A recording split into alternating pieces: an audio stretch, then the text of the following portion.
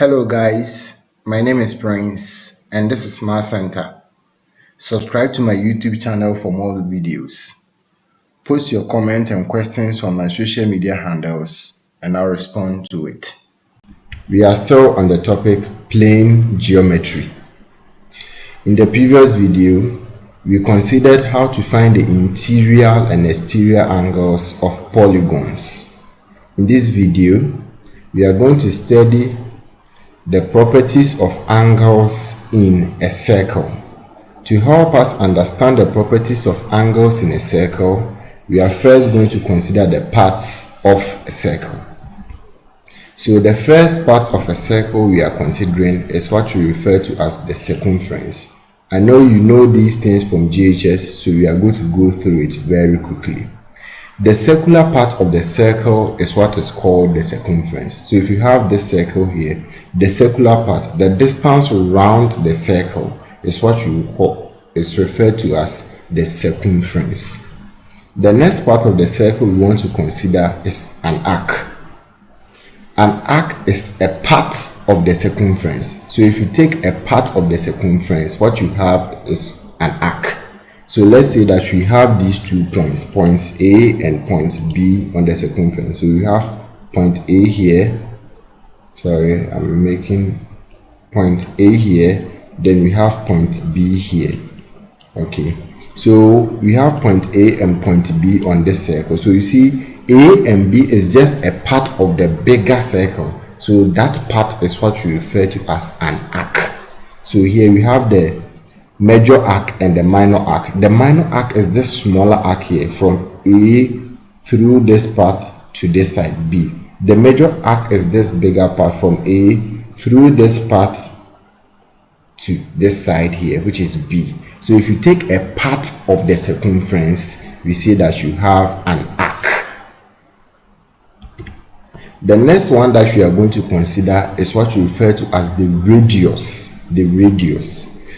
A radius is a line. The radius of a circle is a line drawn from the center of the circle to any part on the circumference. So the line drawn from the center of the circle to any part on the circumference is referred to as the radius of the circle. So let's say that with this circle, we have this point here being the center of the circle, and we will call that point O.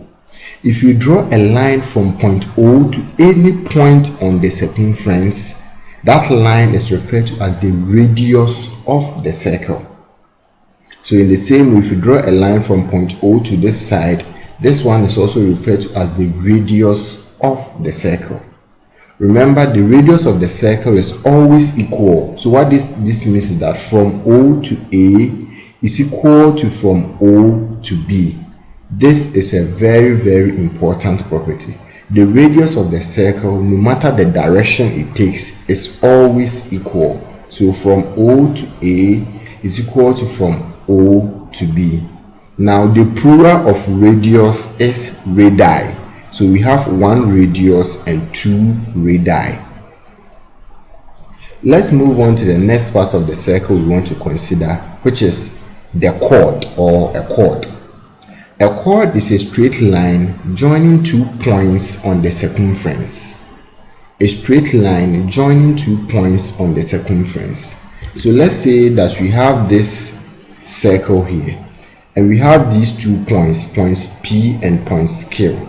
So we have point P and point Q. If you draw a straight line joining point P to point Q, the straight line is referred to as a chord. So a straight line joining 2 points on the circumference is referred to as a chord. The next part of the circle we want to consider is the diameter. The diameter is the chord passing through the center of the circle. We know that a chord joins 2 points on the circumference. So if you draw a chord through the center of the circle, that chord is referred to as the diameter.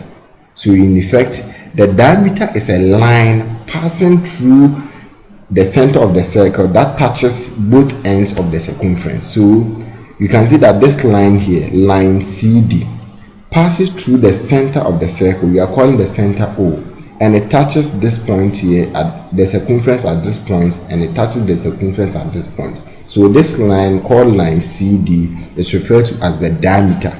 It is a chord because it touches 2 points on the circumference, but because it passes through the middle, it is given the name the diameter. I hope this is clear. Okay, so let's move on to the next part of the circumference of the next part of the circle we want to consider. A segment.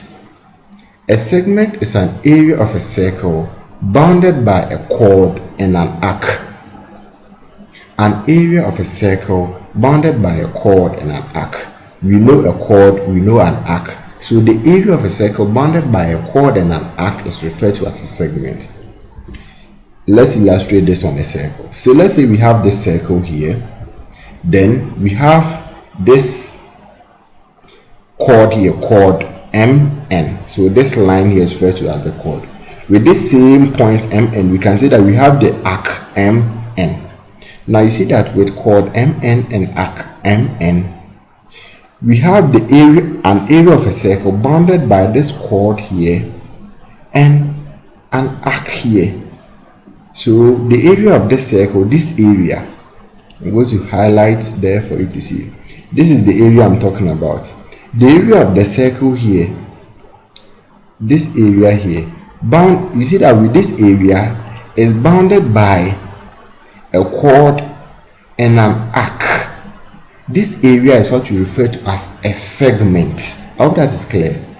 In the same way, when you come to this part here, this area, okay, so I'm going to pick the highlighter and highlight the place I'm talking about. So if you come to this area here, this area, oh sorry, I have to clean it. I'm going to erase it. So if you come to this area here, this whole area, this bigger portion, okay, I hope you get the picture. So if you come to this area too, this whole area, you see that it's also bounded by a chord and a bigger arc. So that is also a segment. So in this diagram here, we have two segments. We have this one here, then this one here. Because this one is smaller, it's referred to as the minor segment, and because this is bigger, it's referred to as the major segment. So the segment of a circle, the segment is the area of a circle bounded by an arc and a chord. So we have a chord here, we have the arc here. So this is the minor segment, and when you come here, we have the chord here and we have the bigger arc here. So this is referred to as the major segment. The next part of the circle we want to consider is the sector. A sector. The sector of a circle is the area of the circle bounded by two radii and an arc. So you see, a segment is bounded by a chord and an arc. A sector is bounded by two radii and an arc. So let's say we have this circle here. Now we have the center of the circle, I'm calling it O. We have this radius here, and we have this radius here. I'm calling this point here point P and point Q. Now you can see that with this area, this particular area here is bounded by this radius, and this arc here. So this area is referred to as a sector, an area bounded by two radii. So we have the radius PO and radius QO, and we have the arc PQ. So an area bounded by two radii and an arc is what we refer to as a sector. When we come to this bigger side here, too, you see that it's also bounded by this radius, and the bigger arc. So this area is also a sector. Because this part is small, we refer to this part as the minor sector, and because this is the biggest of the two, we refer to this side here as the major sector. I hope that is clear. Now there is a very, very important property about this minor sector here that you have to know. Let's say that we join point P to point Q with a straight line. So we are going to have a chord, the chord PQ. We draw the chord PQ. Now you can see that as soon as you draw the chord PQ, we have formed a triangle POQ. PO is a radius, PO is also a radius. So if we are referring to PO as the radius and we are using the letter R to represent it, KO is also R because we said that the radius of the circle is always equal no matter the direction it takes. What this means is that this line PO is equal to line KO. So this side here is equal to this side. Now as soon as you see these two bars, what comes to your mind?